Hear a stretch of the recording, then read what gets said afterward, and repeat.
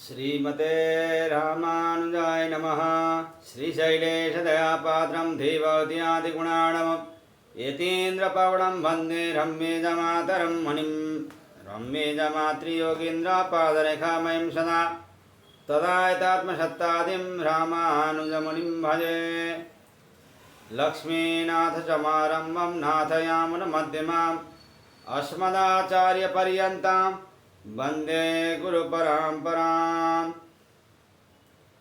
श्रीमच्छठार्यतिराजकृपावलम्बं सौम्योपयन्त्रि गगनाद्रिमुनीन्द्रभक्तं वेदान्तयुग्मविशदीकरणप्रवीणं रामानुजं यतिवरं गुरुमाश्रयामः। श्रीमत्काश्यपवंशमध्ये गगने श्रीचन्द्रवद्भासितं श्रीमद्वेङ्कटनाथसेवनरतं भानाचलोपासकं श्रीमधुसूदनार्यकृपया सम्प्राप्य मन्त्रादिकं वन्देऽहं बुधवर्यमाधवगुरोः पादारविन्दं सदा। जय श्रीमन्नारायण। 108 उपनिषद मध्ये हम लोगों ने शाण्डिल्योपनिषद का चतुर्थ खंड तक पूरा किया था। तो आज फिर शाण्डिल्योपनिषद का पंचम खंड से सत्संग शुरू कर रहे हैं। येम नियम यूतः पुरुषः सर्वांग विवर्जितः कृतविद्याः सत्यधर्मरतो जितक्रोधो गुरुशुश्रूषा निरतः पितृमातृविधेयः स्वाश्रमोक्त सदाचार विद्वच्छेतः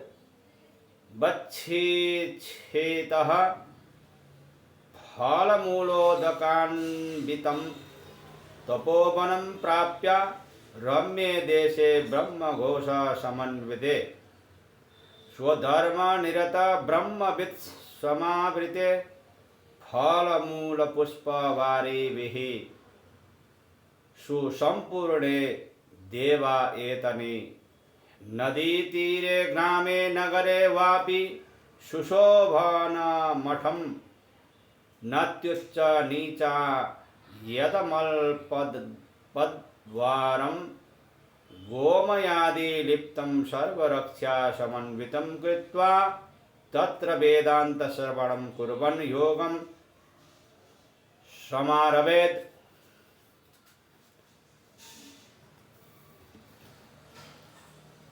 इस विद्या का अध्ययन करके साधन करने वाले पुरुष को यम नियम आदि से युक्त होकर सर्व प्रकार के संग का त्याग करके सत्य धर्म में प्रवृत्त होना चाहिए।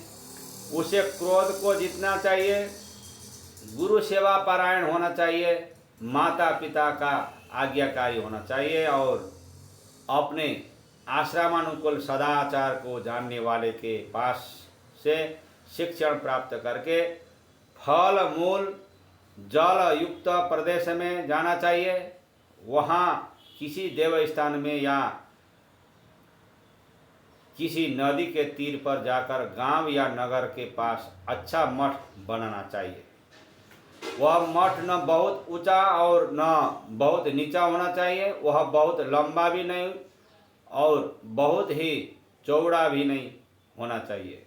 वह कम दरवाजों वाला और गोबर आदि से लिपा हुआ होना चाहिए। वह संपूर्णतया सुरक्षित होना चाहिए। उसमें वेदांत का श्रवण करते हुए पुरुष को योग का अभ्यास शुरू करना चाहिए। पहले गणपति की पूजा करके फिर अपने इष्ट देव को नमस्कार करके पूर्वोक्त आसन पर बैठना चाहिए। उस समय पूर्व या उत्तर की ओर मुंह रखना चाहिए और उस कोमल आसन पर बैठकर आसन का जय स्थिर करना चाहिए। बाद में उस विद्वान पुरुष को अपनी गर्दन और मस्तक को सीधा रखकर नाक के अग्रभाग में दृष्टि स्थिर करके दोनों भौहों के बीच में चंद्रमंडल देखना चाहिए एवं दोनों नेत्रों से अमृत का पान करना चाहिए। बाद में 12 मात्राओं से ईड़ा नाड़ी द्वारा वायु को आपूरित खींचकर उसको उदर के भीतर रहने वाले ज्वाला युक्त, रेख युक्त और बिंदु युक्त अग्निमंडल के साथ संलग्न रूप से ध्यान करना चाहिए, अर्थात जोड़ने का चिंतन करना चाहिए। और बाद में पिंगला नाड़ी द्वारा उस वायु को बाहर निकालना चाहिए और पिंगला से वायु भरकर कुंभक करके ईड़ा नाड़ी से बाहर निकालना चाहिए। इस प्रकार 7, 3 या 4 महीनों तक 3-4 बार प्रतिदिन तीनों संध्याओं के समय और उनके बीच कुल 6 बार अभ्यास करना चाहिए। इससे नाड़ी की शुद्धि होती है। इसके फलस्वरूप शरीर में लाघव कांति अग्नि की वृद्धि और नाद श्रवण हो जाता है। प्राण और अपान को इकट्ठा कर देना प्राणायाम है। वह प्राणायाम रेचक, कुंभक और पूरक के भेद से 3 प्रकार का है। वह वर्णात्मक है, अर्थात ओमकार के अ, उ, म 3 वर्ण इन 3 भेदों के स्वरूप है, इसलिए प्राणायाम ही प्राणायाम है। पद्मासन आदि किसी भी आसन पर, सुखासन, पद्मासन आसन, अर्ध पद्मासन आदि पर आसन पर बैठकर पुरुष को ध्यान करना चाहिए। मुख्य पद्मासन ही अच्छा होता है। नासिका के अग्र भाग पर चंद्रमंडल की ज्योत्सना से आवृत लाल रंग वाली हंस पर बैठी हुई, हाथ में दंड धारण किए हुए बाल स्वरूप अकार मूर्ति जो है वह गायत्री है। जो वो उकार मूर्ति सावित्री है, वह धवल वर्णा है। वह गरुड़ पर बैठी हुई युवती हाथ में चक्र धारण किए हुए रहती है। और जो मकार मूर्ति सरस्वती है, वह श्याम वर्णा बैल पर बैठी हुई वृद्धावस्था को प्राप्त और हाथ में त्रिशूल लिए हुई है। इस प्रकार अकार आदि 3 वर्णों का वर्णन बनता है। वह सब का कारण है, वह परम ज्योति है, ऐसा ध्यान करना चाहिए।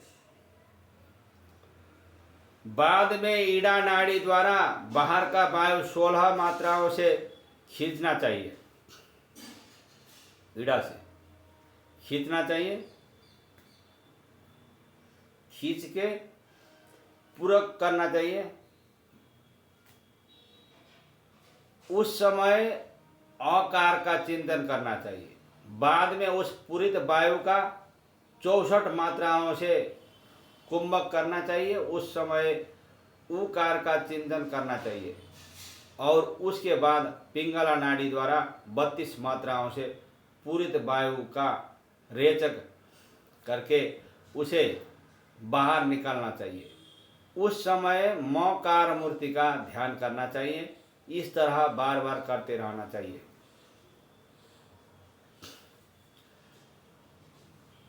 फिर जब आसन दृढ़ हो जाए तब योगी को जितेंद्रिय होकर प्रमाण पूर्व सर हितकारी आहार लेते हुए सुषुम्ना नाड़ी में स्थित मल को सुखाने, शुष्क करने के लिए योग साधन करना चाहिए। सुषुम्ना नाड़ी बीच में रहती है। पद्मासन में बैठकर चंद्र नाड़ी से वायु को भीतर खींचकर अर्थात पूरक करके यथाशक्ति कुंभक करके दूसरी पिंगला नाड़ी से रेचक करना चाहिए। फिर पिंगला से पूरक करके ईड़ा से रेचक करना चाहिए। अर्थात जिस नाड़ी से रेचक करे उसी नाड़ी से फिर पूरक करके तब कुंभक करना चाहिए। इस विषय में ये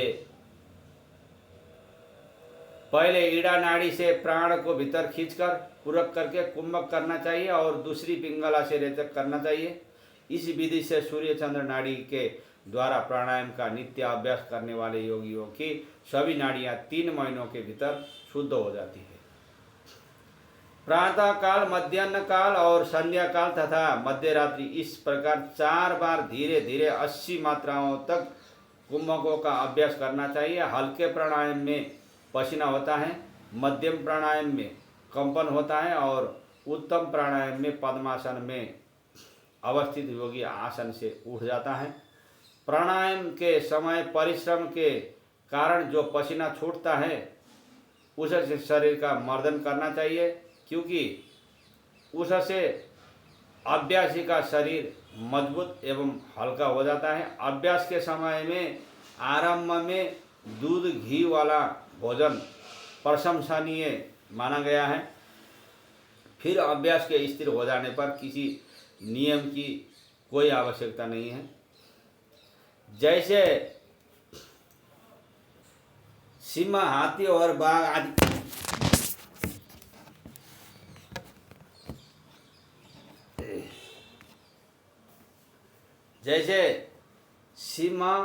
हाथी और बाघ आदि धीरे धीरे ही वश में आते हैं,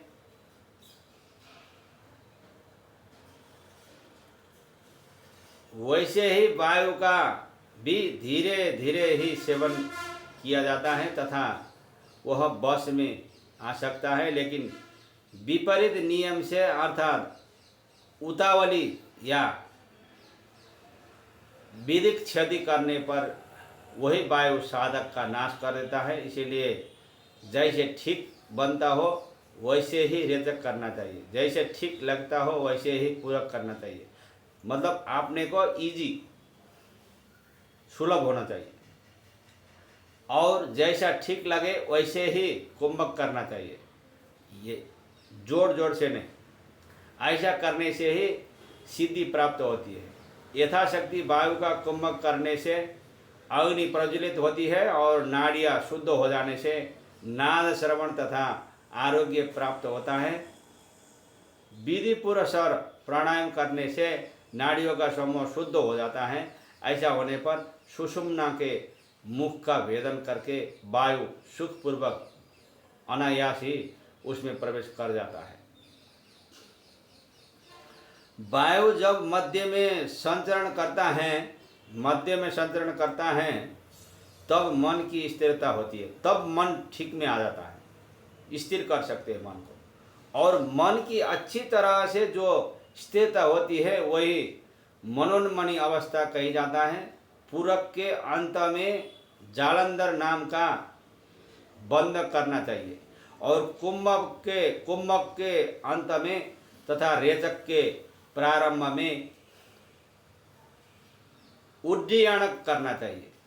नीचे की ओर मूल रंध्र का संकोच करने से कंठ का संकोच होता है और मध्य भाग को पश्चिम की ओर खींचने से प्राणवायु ब्रह्म नाड़ी में गतिशील होता है।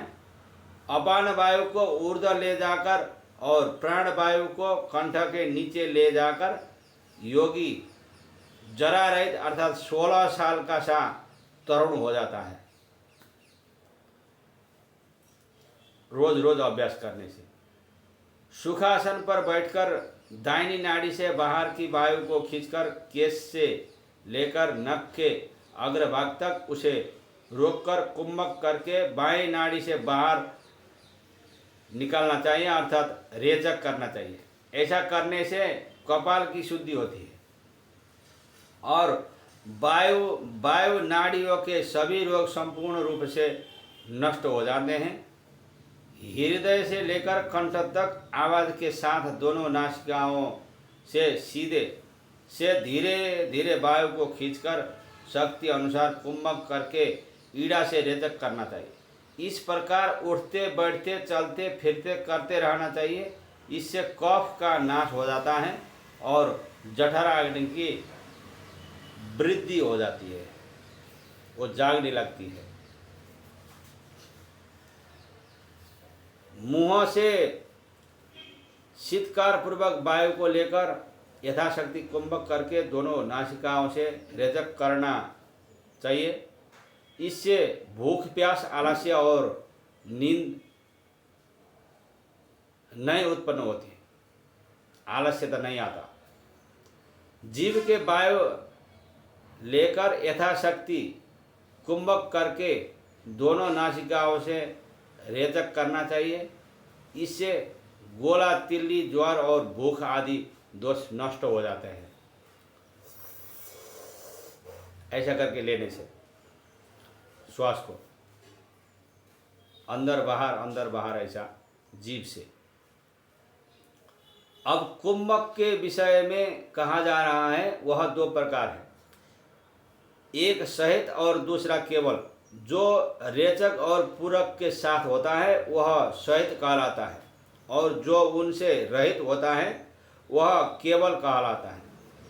इनमें जहाँ तक केवल सिद्ध हो जाए वहाँ तक सहित का अभ्यास करते रहना चाहिए। जब केवल कुंभक सिद्ध हो जाता है तब उस योगी को तीनों लोकों में कुछ भी दुर्लभ नहीं होता, साक्षात्कार होने लगता है। केवल कुंभक से कुंडलिनी जागृत हो जाती है।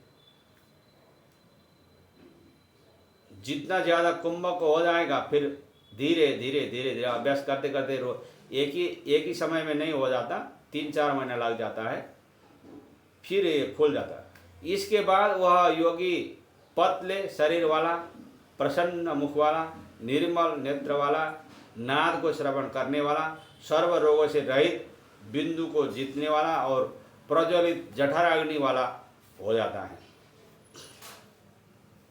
जिसका लक्ष्य भीतर ही हो और जिसकी बाहर की दृष्टि निर्निमेष पलक विहीन हो और फलस्वरूप जिसका चित्त और वायु विलीन हो गए हो, यह वैष्णवी मुद्रा कहलाती है।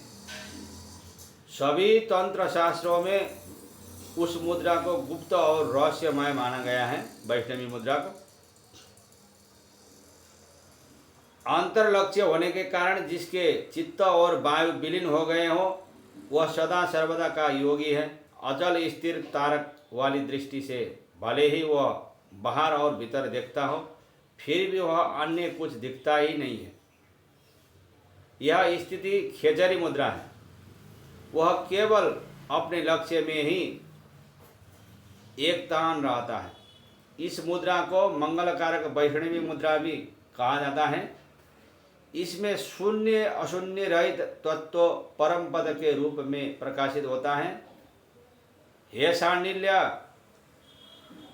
आधा खुले नेत्र वाला, स्थिर मन वाला और नासाग्र में स्थिर दृष्टि वाला योगी निश्चल भाव को प्राप्त करने के बाद चंद्र नाड़ी और सूर्य नाड़ी का भी विलय कर देता है।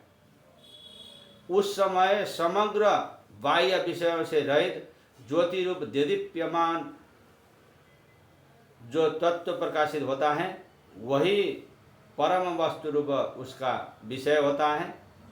ऐसा आपको समझना चाहिए। आँख के तारक को ज्योति के साथ जोड़कर दोनों भवों को कुछ ऊपर रखना यह पहले के अभ्यास का मार्ग है। वह क्षण भर में उन्मनी अवस्था को उत्पन्न कर देता है। इसीलिए इस खेचरी मुद्रा का अभ्यास करना चाहिए। इससे उन्मिनी दशा प्राप्त होती है। बाद में योग निद्रा प्राप्त हो जाती है। योग निद्रा प्राप्त योगी के लिए कोई काल नहीं होता। इसीलिए हे सांडिल्य, शक्ति की मन के बीच स्थापना करके शक्ति को मन के भीतर प्रवाहित करके आप मन से ही मन को देखिए और बाद में सुखी होइए। और आकाश चिदाकाश के मध्य में आत्मा की स्थापना कीजिए और आत्मा के बीच चिदाकाश को रखकर आकाश के सिवा और कुछ है ही नहीं ऐसा चिंतन कीजिए। आकाश माने खाली जगह। योगी को बाहर की चिंता नहीं करनी चाहिए। इसी प्रकार भीतर के विषय की भी चिंता नहीं करनी चाहिए। इस प्रकार से सभी चिंताओं का त्याग करके केवल चैतन्य परायण ही हो जाएंगे, चैतन्य परायण ही हो जाइए। जिस प्रकार कर्पूर अग्नि में और लवण नमक पानी में विलीन हो जाती है, उसी तरह योगी का मन लीन होते होते परम तत्व में लीन हो जाता है। जानने योग्य सब कुछ जान लिया है, ऐसा जो ज्ञान है वह मन है। इस प्रकार लीन होता हुआ सब कुछ मनस तत्व में विलीन हो जाता है। सर्वप्रतीत ज्ञेय है, ऐसा ज्ञान ही मन है।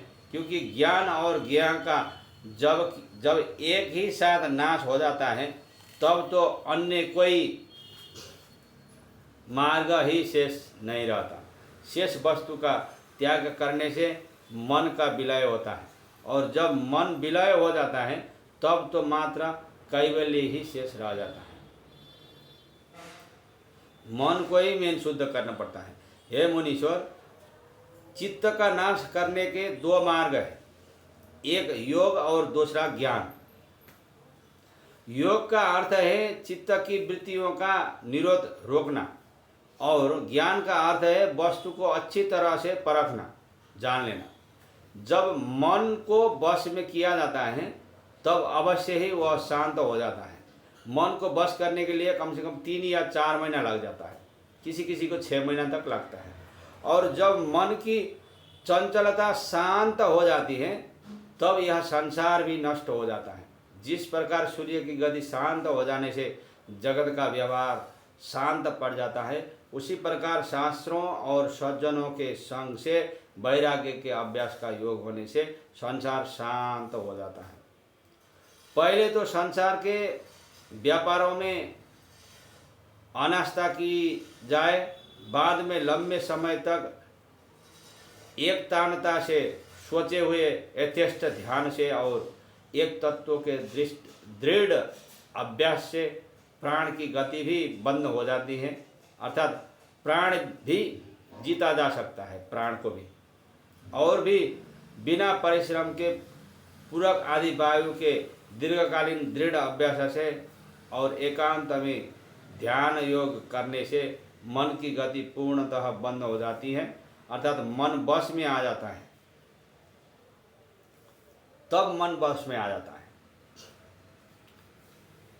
और ओमकार के उच्चारण के अंत में शब्द तत्व का अनुभव करने से ज्ञान द्वारा सुषुप्ति का स्वरूप समक्ष समझ में आ जाता है।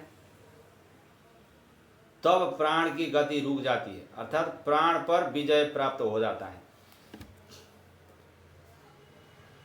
प्राण पर पहले मन, उसके बाद प्राण। प्राण पर विजय प्राप्त करना बहुत कठिन है। उसके लिए कम से कम 1 साल पूर्ण रूप से लग सकता है। तालु स्थान के मूल में अवस्थित ग्रंथि को प्रयत्न पूर्वक जीभ से दबाकर जब प्राणवायु ऊपर के छिद्र में जाता है तब प्राण की गति रोकी जा सकती है। तालु प्रदेश के ऊर्ध्व भाग की ओर 12 अंगुल दूर तक गमन करने वाला प्राण जब गलती चेष्टा रहित हो जाता है तब अभ्यास के द्वारा ऊपर के छिद्र द्वारा प्राण गति रोकी जा सकती है। इसके लिए गुरु का आवश्यकता पड़ता है। जब गुरु नज़दीक में ही है तो यह अभ्यास गुरु के द्वारा ही ये सीखना पड़ता है।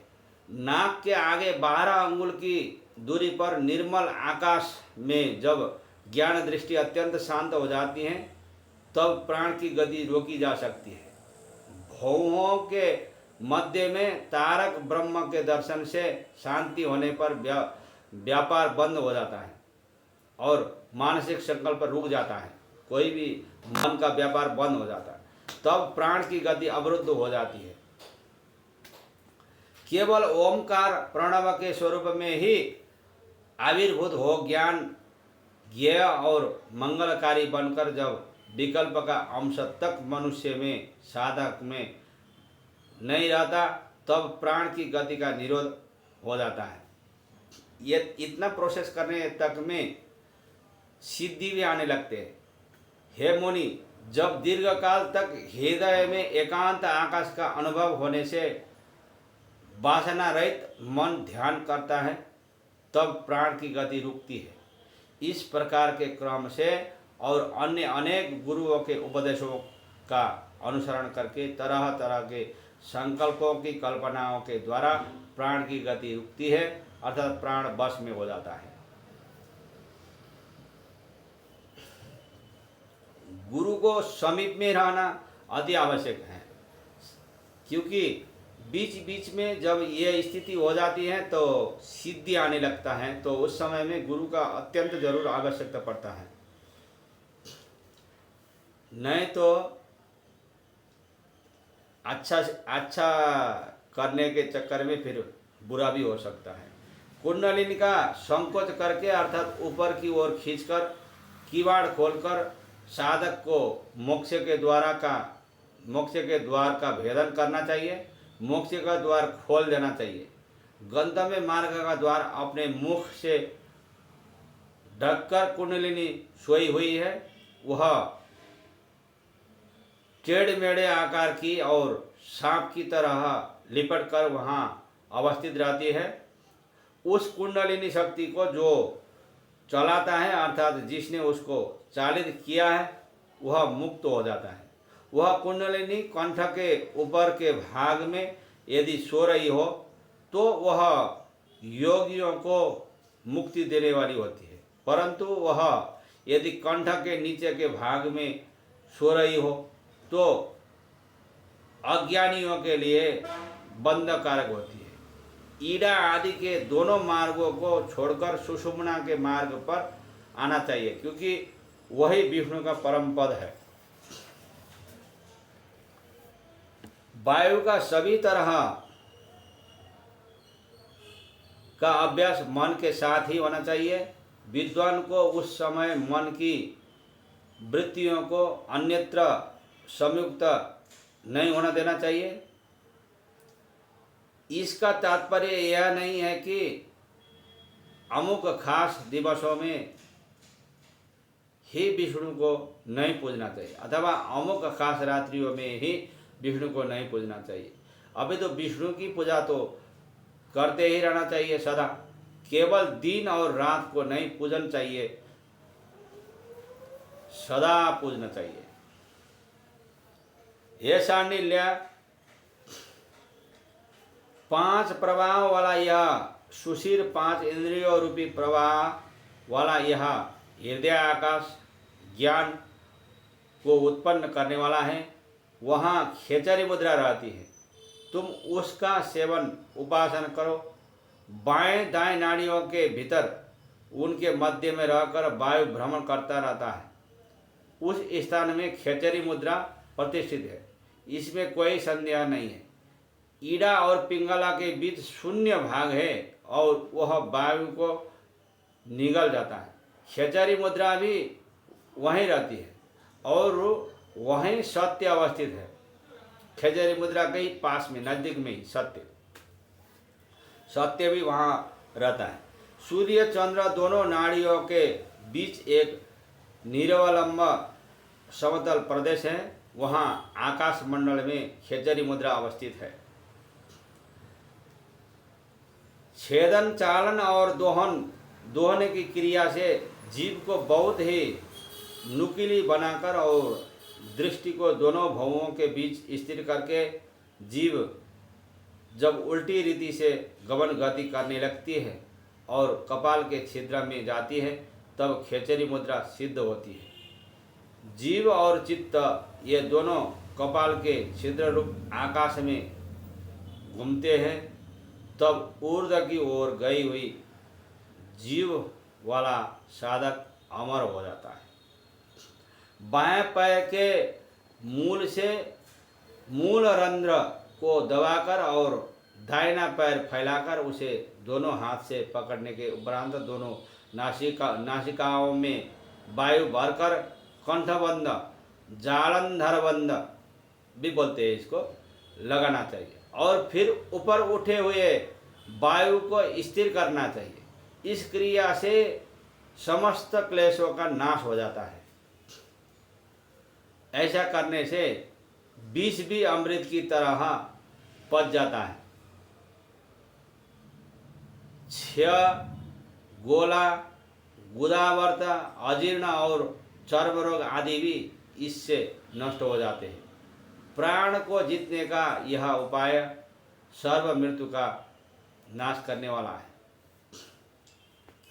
बाएं पैर की एड़ी को पहले गुदा स्थान में जोड़े, फिर साधक दाहिना पैर बाएं पैर पर रखे, बाद में वायु भरकर अंदर खींचकर हृदय पर चिपक ठुड्डी को दबाकर रखे, फिर गुदा स्थान को संकुचित करके मन के बीच यथाशक्ति धारण करके अपने आत्मा का ध्यान चिंतन करें। इससे अपरोक्ष ज्ञान की सिद्धि होती है। यह सिद्ध हो जाने पर परोक्ष में नहीं, अपरोक्ष में जो है वो ज्ञान होने लगता है। बाहर से प्राण को भीतर खींचकर उदर में प्रतिष्ठित करे, फिर वहां से उसको नाभि के बीच, नाक के आगे और पैर के अंगूठे में मन के द्वारा प्रयत्न पूर्वक धारण करना चाहिए। संध्या समय में इस प्रकार जो योगी प्रतिदिन करता रहता है वह सब रोगों से मुक्त होकर परिश्रम रहित हो जाता है।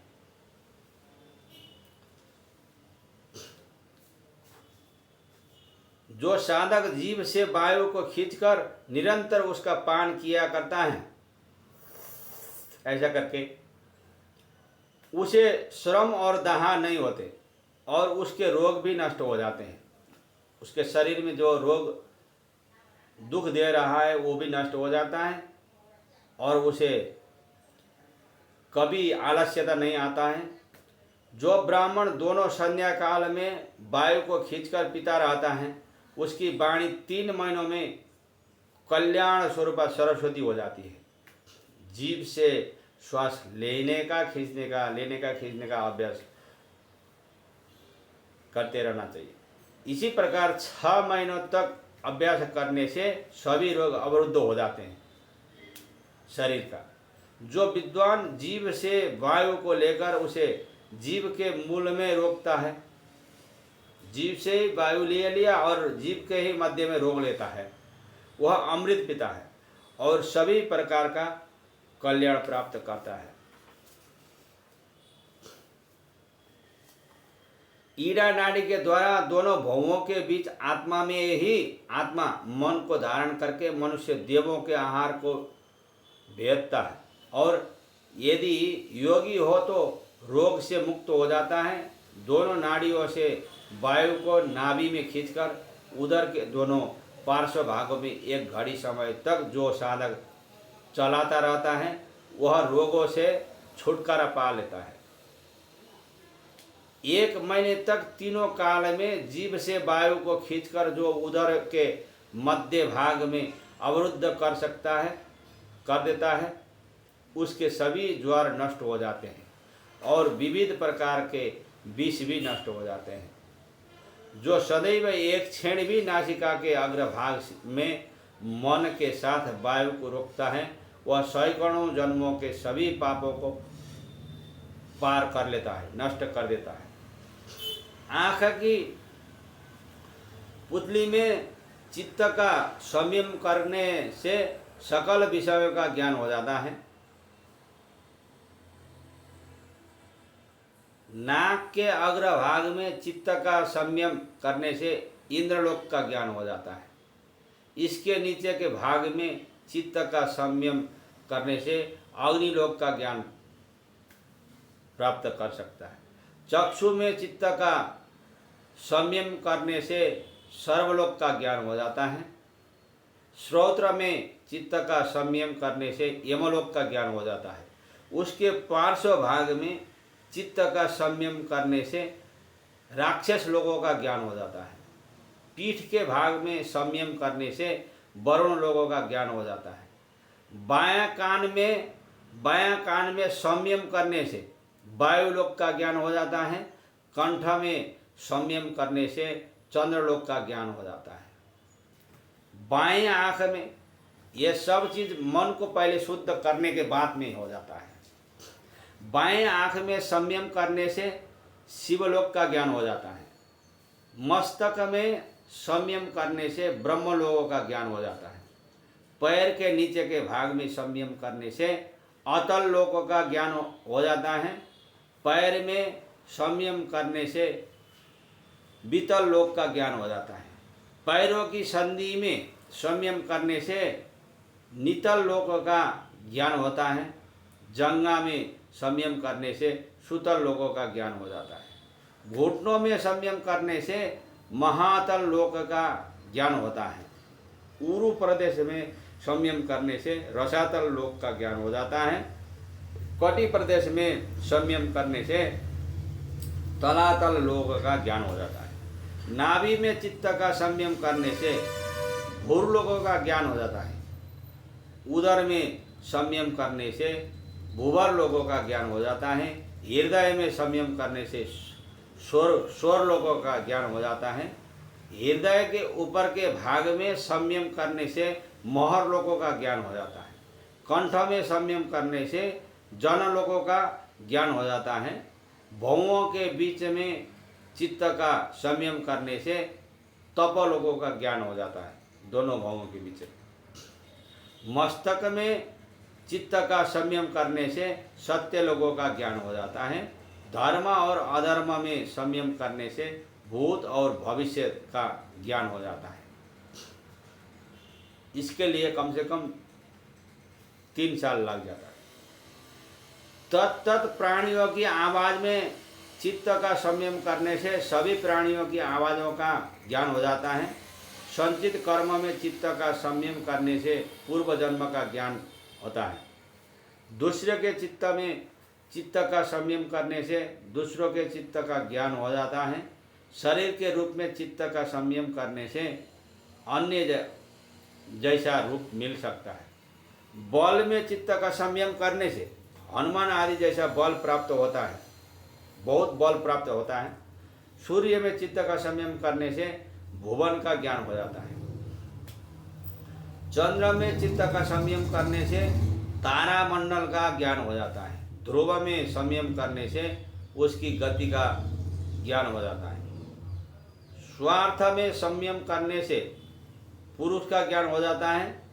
नाभि चक्र में संयम करने से शरीर विवाह का ज्ञान हो जाता है। गले के खड्डे जो ये बीच यहाँ खड्डे में संयम करने से भूख प्यास चली जाती है, भूख प्यास लगता नहीं है।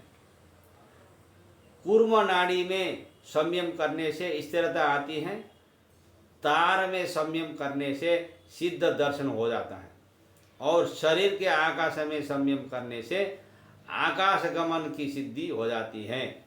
इस प्रकार तत्त स्थानों में संयम करने से वह सिद्धियां प्राप्त हो जाती हैं। ये सभी शरीर के ही अंदर में है। ये सब सूर्य चंद्र ये जितने भी गिनाए हैं अभी, यहाँ तक 7वां खंड पूरा हो जाता है। आज के लिए इतना ही। शांडिल्योपनिषद का 7वां खंड पूरा हो गया। जय श्रीमन्नारायण। अस्मद्गुरु जय जय, परम गुरु जय जय, श्री सर्वगुरु रामानुज जय जय, रामानुज जय जय, यतिपति जय जय, श्रीधरणी धारा फणिपति जय जय। हरे राम राम राम हरे हरे, हरे कृष्ण कृष्ण कृष्ण हरे हरे, हरे राम राम राम हरे हरे, हरे कृष्ण कृष्ण कृष्ण हरे हरे। जय श्रीमन्नारायण।